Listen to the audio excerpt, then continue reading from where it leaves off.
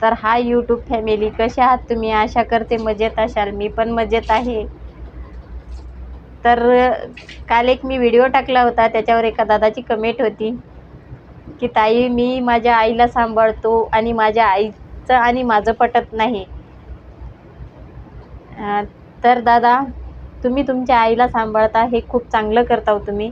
हे ऐकून मला खूप चांगलं वाटलं. आणि तुम्ही तुमचं आणि तुमच्या आईचं पटत नाही, तर तुम्ही नशिबवान आहात दादा. तुम्हाला आई आहे.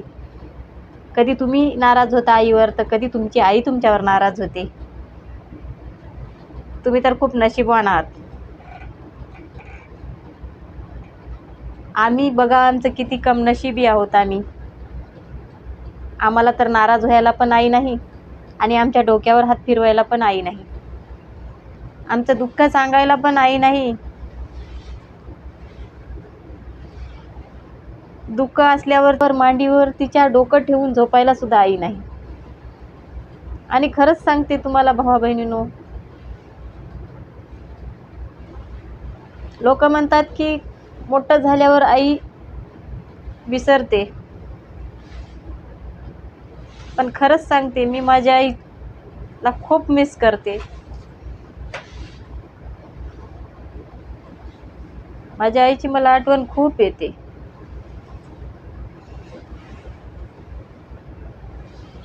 आणि का नाही येणार? तुम्हाला सांगते, माझी आई कशी वारली आणि मी केवढी होते. तुम्हाला वाटेल की बाबा ह्या गोष्टी ही बाई का सांगते, पण खरंच भावा बहिणीनो, माझं असं कुणीही नाही, जगात कुणी नाही म्हणलं तरी चालते की माझं दुःख ऐकून घ्यावं. मी 5 वर्षाची असताना आई वारली, तेव्हापासूनच माझ्या मनात दुःख आहे. आणि मी इकडचा तिकडचा व्हिडिओ कुठलाच घेऊन टाकत नाही. जे माझ्यासोबत झालंय तेच तुम्हाला सांगते. तर तुम्हाला काही गलत वाटलं किंवा ही काय तुम्ही घरातलं सांगता असं जर वाटत असेल, तर मला कमेंटमध्ये तसं सांगू शकता तुम्ही. तर तुम्हाला सांगते, मी 5 वर्षाची होते त्यावेळेस माझी आई वारली. कशाने वारली मी तुम्हाला नंतर सगळं सांगणार आहे. पण माझी आई हमेशा म्हणायची, मी तुम्हाला सोडून जाते, मी मरणार आहे असं म्हणायची. मला भीती राहायची की बाबा माझी आई जाईल सोडून.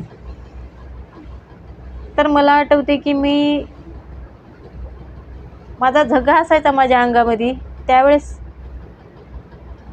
काय फॅशनी कपडे वगैरे नव्हते, त्यावेळेस झगा राहायचा. 4-5 वर्षाच्या लेकराला घालायला, समजा आईच्या ब्लाऊज पीस जे येतात ना, आईला जॅम्पराच्या पीस येतात, त्याच्याच झगा शिवायची माझी आई मला लेवायला. ते मला आता आठवते, त्यावेळेस तर काही आठवत नाही. फक्त मला एवढं आठवते की माझी आई मेल्यावर माझ्या आईच्या मड्यासोबत मी रात्रभर झोपलेली आहे. कारण त्यावेळेस कळायचं नाही की आपली आई आपल्याला सोडून गेली आणि हे तिचं मड आहे, आई नाही. तर मी माझी कहाणी सांगते तुम्हाला. रोज मी झोपताना माझ्या झग्याच्या खशाची गाठ माझ्या आईच्या पदराला अशी गच्च बांधायची. मला भीती होती माझी आई मला सोडून जाईल, पण ती रोज गाठ सुटलेली राहायची. कारण माझी आई लवकर कामासाठी उठायची आणि माझ्या खशाची गाठ हळू सोडायची. तिला वाटायचं की माझं लेकरू उठल म्हणून हळू सोडून ती काम करायची. असेच दिवस गेले. पण एक दिवस शेवटचा होता.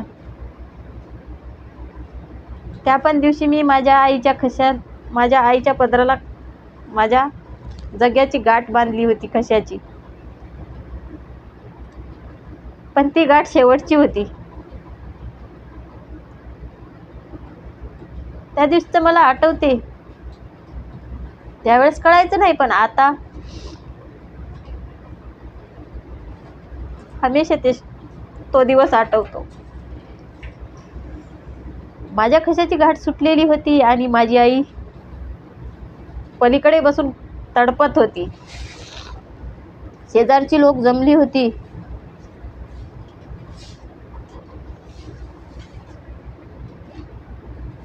मग मी उठले आणि माझ्या आईकडे बघले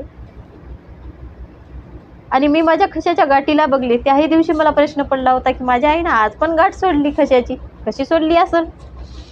पण माझी आई मात्र शेवटचं माझ्याकडं बघत होती. तिला वाटायचं की आता आपण शेवटचं आपल्या लेकराला बघतोय. पण मला कळायचं नाही की आपली आई आता मरणार आहे. मला जर कळालं असतं की माझी आई मला शेवटचं माझ्या बघत आहे, माझ्या आईचे डोळे उघडे असताना माझी आई माझ्याकडे बघताना मी माझ्या आईला गच्च मिठी मारली असती. मला जर शेवटची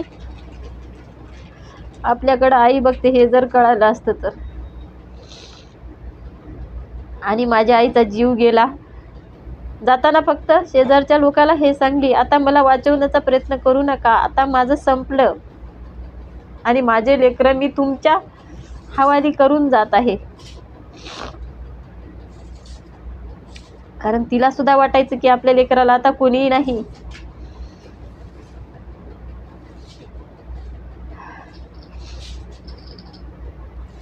आणि माझी आई गेली मरून. माझ्या आईचं मडा असं वट्ट्यावर टाकलं आणि त्या मड्यावर एक पांघरण टाकलं. पण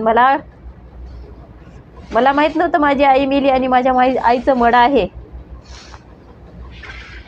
खूप छोटी होती ना. दिवसभर इकडचे तिकडचे थोडेफार सोयरे आले होते, माझ्या मामा सगळे आले. आणि काही कारणानं माझ्या आईला त्या दिवशी जाळू दिले नाही. मी समजा ते माझ्या आईची लाश त्या रात्री तशीच राहिली. माझ्यासाठी तर चांगलं होतं ना, माझी आई अजून एक दिवस माझ्याजवळ राहणार होती. आणि ते दिवस मला आठवते भावा बहिणीनं, की माझ्या आईच्या मड्याजवळ मी एक रात्र झोपले होते. पण मी आज बी खुश आहे की एक दिवस माझ्या आईजवळ मला झोपायला मिळाला होता. मला माहित नव्हतं माझी आई मेली. आईच्या अंगावर जे पांघरण टाकलं होतं ना, मला माहित आहे गोदडी टाकली होती. ते गोदडी मात्र मी माझ्या अंगावर घेऊन झोपले. कारण मी माझ्या आईला गोदडीमध्ये चिटकून झोपायची आणि त्या दिवशी पण मी चिटकून माझ्या आईच्या मड्याजवळ झोपली होती. आणि दिवसभर गावातले लोक मड्याजवळ होते, पण रात्रीला कुणीही नव्हतं. आम्ही लहान लहान बहीण भाऊ आणि एक काका होते. त्यांना पण वाटलं की बाबा शेवटचं आहे, लेकरू झोपलंय, झोपू जाऊ. कारण मला काढलं की मी रडत होते, म्हणून माझ्या काकानं झोपू दिले आणि मी शेवटचं माझ्या आईजवळ झोपले. सकाळी उठल्यावर 10-11 वाजता 11-12ला माझ्या आईला घेऊन जात होते लोक. गाडी आली आणि घेऊन जात होते. मी मात्र माझ्या आईला सोडून राहत नव्हते. म्हणून मी माझ्या आईला नेलेल्या गाडीच्या मागं लागली आणि आई मला बी येऊ दे ना तुझ्यासोबत. पण माझ्या आईचे तर गच्च डोळे झाकलेले होते कायमचे.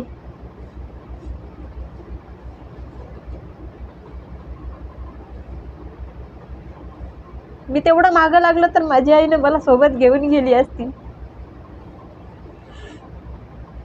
पण कशी नेणार. ती सगळं जग सोडून गेली होती. मी मात्र मागं गाडीच्या पळत राहिले आणि गाडी पुढे गेली. फक्त एवढं आठवते भावा बहिणीनं, त्याच्यानंतर काय झालं काय नाही काहीच आठवत नाही. अजून एक ना, मला कोणी नातेवाईक विचारलं नाही ना, कुणी काही खाल्लंय का विचारलं नाही. सणाला कुणी आम्हाला एवढंसं काही करून आणून दिलं नाही. माझ्या बाबांनी भाकर भाजी खाऊ घालून सणाला सुद्धा आम्हाला लहानाचं मोठं केलेलं आहे. खायला तर घरात खूप होतं, पण करायला बाई माणूस नव्हतं. आम्ही लहान लहान आणि माझ्या बाबाला गडी माणसाला काय जमणार आहे. दिवाळी आली तर लोकांच्या इथं खूप काही बनत असेल, पण आम्हाला माहीत नव्हतं दिवाळीला काहीतरी चांगलं करतात खायला. आमच्या बाबाला जेवढं बनल तेवढंच आमच्या बाबा करायचे. भाकर भाजी भात असंच करायचे, कारण बाबाला येत नव्हतं.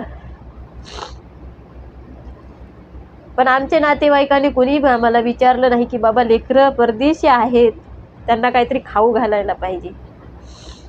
कोणीच विचारलं नाही. तसं आमच्या बाबानं लहानाचं मोठं केलं.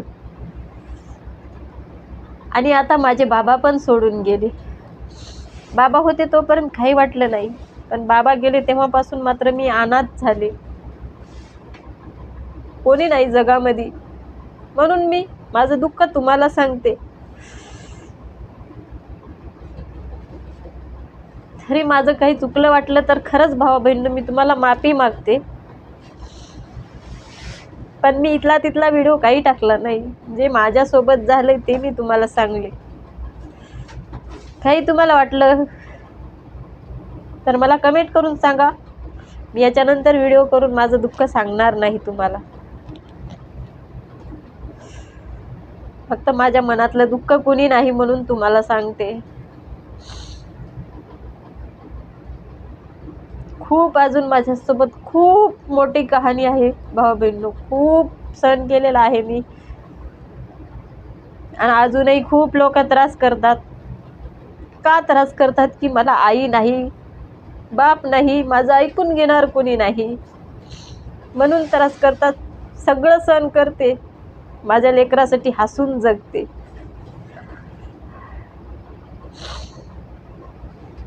फक्त देवाने एक गोष्ट चांगली आहे माझ्या नशिबामध्ये. माझा नवरा खूप चांगला आहे. खूप म्हणजे खूप चांगला आहे. त्याच्याकडे आणि लेकराकडे बघून जगते. दुसरं कुणी नाही भावा बहिणींनो. पण खूप लोक त्रास करणारे मात्र खूप आहेत. चुकलं तर काही माफ करा.